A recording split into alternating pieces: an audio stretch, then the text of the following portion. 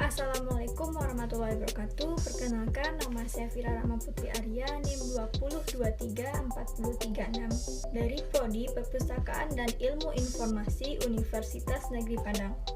Kali ini saya akan mempresentasikan tentang peta, slide, fotokopi, dan tinta, kemudian perawatan dan penyiangan pada bahan pustaka.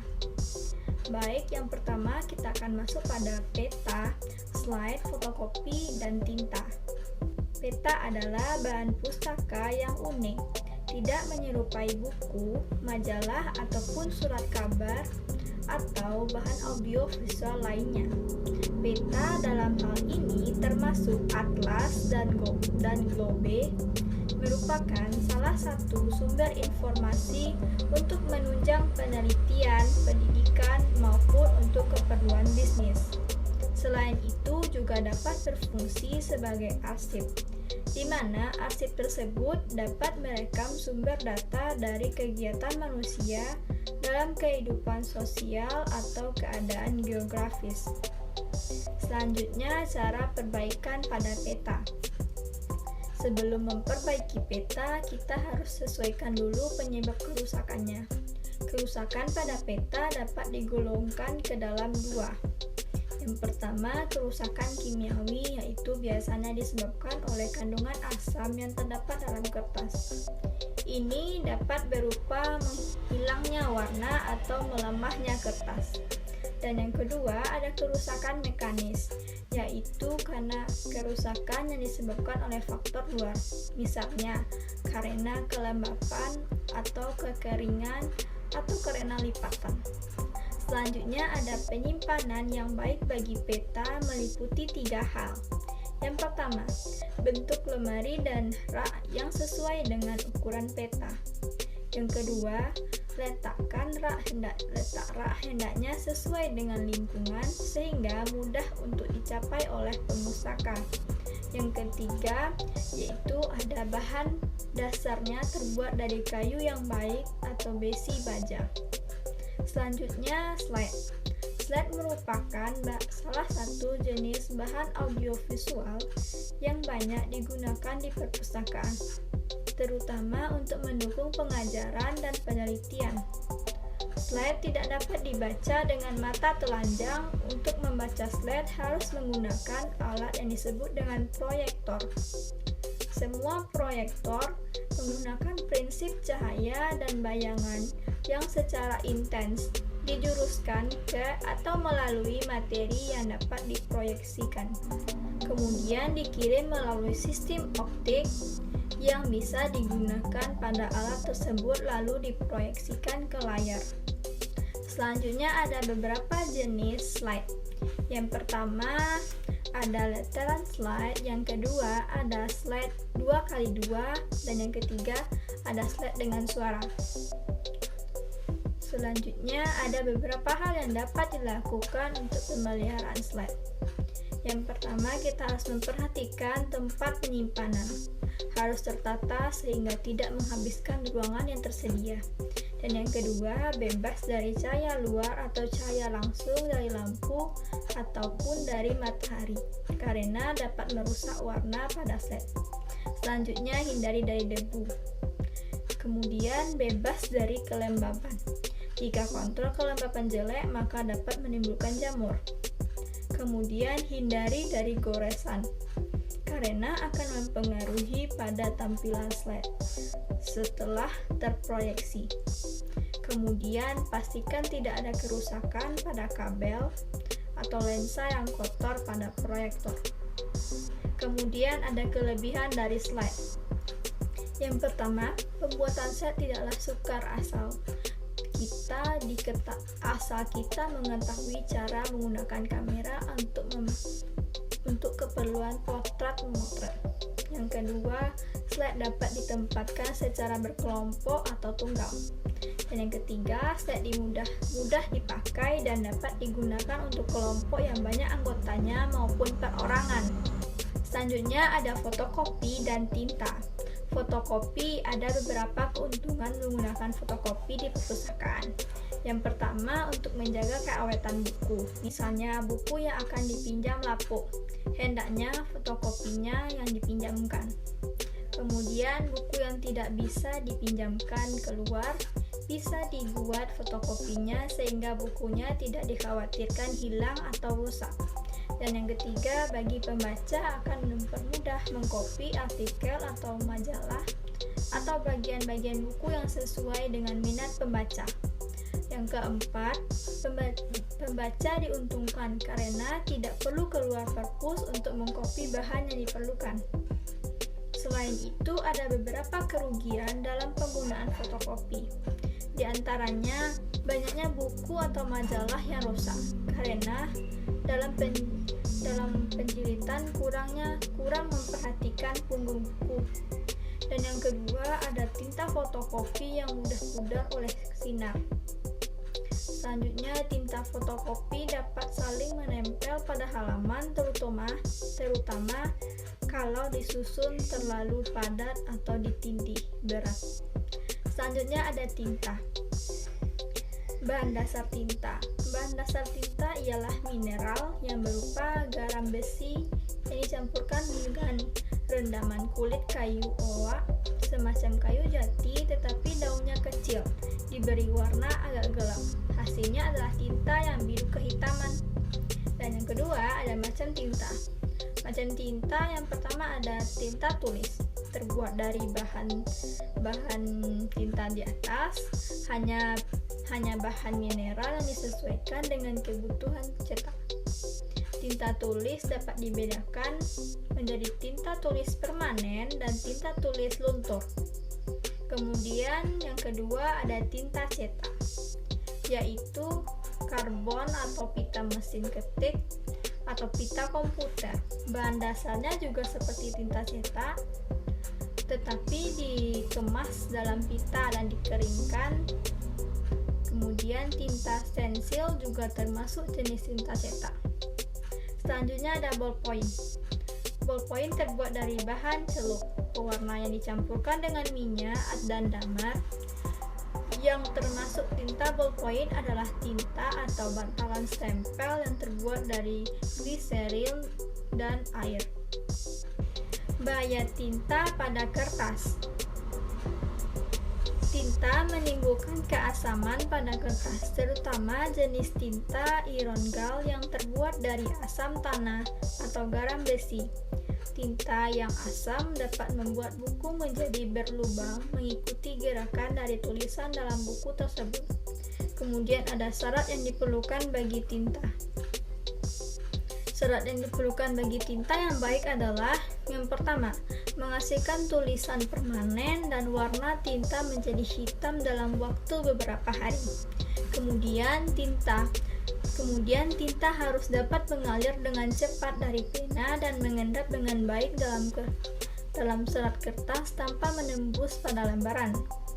Dan yang ketiga, ada tinta tersebut tidak mengumpul dalam botol.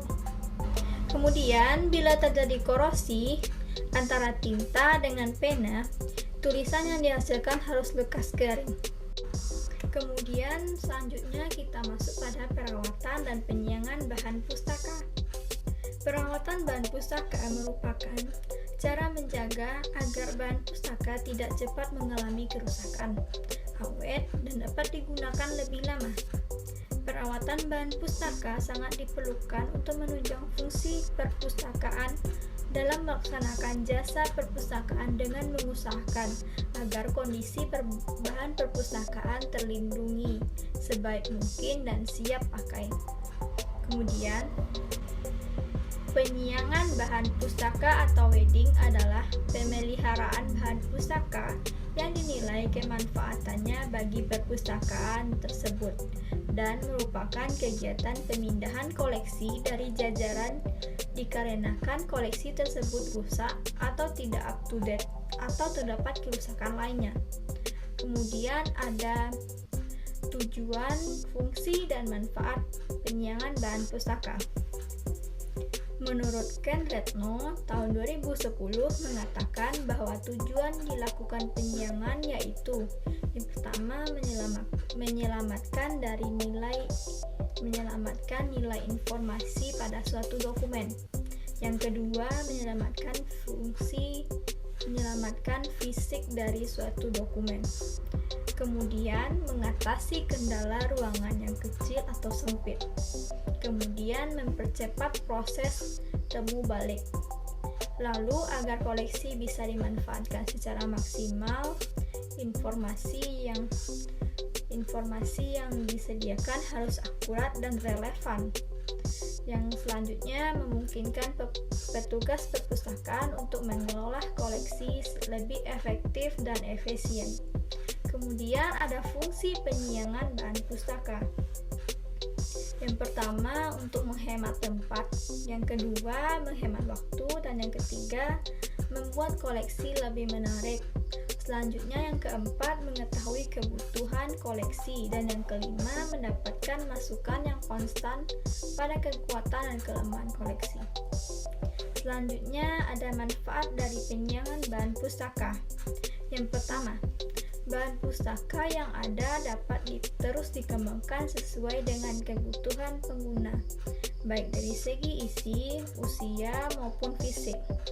Kemudian, untuk mengurangi kepadatan koleksi, sehingga ruangan yang tersedia benar-benar diisi dengan koleksi yang sering digunakan dan sesuai dengan kebutuhan pengguna. Dan yang ketiga yaitu bahan pustaka hasil penyiangan dapat dimanfaatkan oleh perpustakaan lainnya yang memerlukan. Sarana dan prosedur penyiangan. Untuk kegiatan penyiangan koleksi diperlukan beberapa sarana. Adapun sarana yang diperlukan dalam penyiangan adalah yang pertama, katalog perpustakaan, yang kedua, katalog registrasi dan daftar buku, dan yang ketiga, sarana yang menunjang dalam pelaksanaan penyiangan koleksi. Selanjutnya, menurut Putra Aidil tahun 2019 dalam kegiatan penyiangan bahan pustaka di perpustakaan, tentunya terdapat prosedur di dalamnya. Adapun prosedur dalam penyiangan bahan pustaka yaitu yang pertama, pustakawan mengadakan pemilihan bahan pustaka yang perlu dikeluarkan dari koleksi berdasarkan pedoman penyiangan. Misalnya, atas dasar usia, subjek, cakupan, kandungan informasi, dan fisik bahan pustaka. Selanjutnya, pustakawan mendata calon bahan pustaka yang akan dilakukan penyiangan, misalnya buku, majalah, brosur, kaset rekaman, laporan, dan lain-lain. Kemudian, apabila memungkinkan, sertakan data pemanfaatan buku. Kemudian, pustakawan membuat daftar dari bahan pustaka yang mungkin sudah waktunya dikeluarkan dari koleksi. Buku yang dikeluarkan dari koleksi, kartu bukunya harus dikeluarkan dari kantong buku yang bersangkutan. Kartu katalognya ditarik dari laci jajaran katalog dan menghapus data dari pangkalan data. Kemudian buku-buku tersebut dikeluarkan dari koleksi perpustakaan. Kemudian apabila bahan pustaka tersebut masih dipakai, dapat disisihkan untuk bahan penukaran atau hadiah. Lalu apabila pustakawan ragu bahwa buku itu mungkin masih dicari atau bisa disusun di gudang dulu. Apabila dalam beberapa tahun buku itu tidak ada yang membutuhkan, maka buku dapat dikeluarkan dari gudang perpustakaan. Bahan pustaka yang akan dikeluarkan dari perpustakaan dibuatkan berita acaranya dan beberapa prosedur administrasi lainnya. Untuk bahan pustaka yang dimusnahkan hendaknya memperhatikan peraturan yang berlaku berkaitan dengan penghapusan barang milik negara, terutama pada perpustakaan yang bernaungan dengan pemerintahan. Selanjutnya, menurut Yulia Yuyu dan Janti Kristinawati Sujana, dalam Robinson tahun 2020. Prosedur penyiangan bahan pustaka sebagai berikut. Yang pertama, pemilihan bahan pustaka yang akan disiangi. Yang kedua, pencabutan kartu katalog buku. Dan yang ketiga, pengecapan. Yang keempat, penyusunan buku dari gudang. Dan yang kelima, membuat berita acara. Selanjutnya ada kendala dalam penyiangan bahan pustaka. Beberapa kendala dalam melaksanakan kegiatan penyiangan yaitu sebagai berikut. Yang pertama, adanya rasa bangga terhadap koleksi yang dimiliki, seperti adanya perasaan segan atau tidak rela membuang bahan pustaka. Yang kedua, masih terdapat anggapan bahwa kuantitas koleksi menentukan kualitasnya. Terlepas dari status bahan pustaka dan relevasinya dengan tujuan perpustakaan, jumlah koleksi dianggap sebagai kehebatan atau kelebihan dari perpustakaan. Dan yang ketiga, adanya anggapan bahwa penyiangan bertentangan dengan tujuan pengadaan atau konsep membangun koleksi. Dan yang keempat, masih adanya prosedur yang rumit, terutama pada koleksi perpustakaan pemerintahan. Karena setiap pengeluaran harus melalui prosedur dan tahapan yang dapat memakan waktu yang lama dan terlihat sangat rumit. Baiklah, sekian dari saya presentasi kali ini. Wabillahi taufiq wal hidayah. Assalamualaikum warahmatullahi wabarakatuh.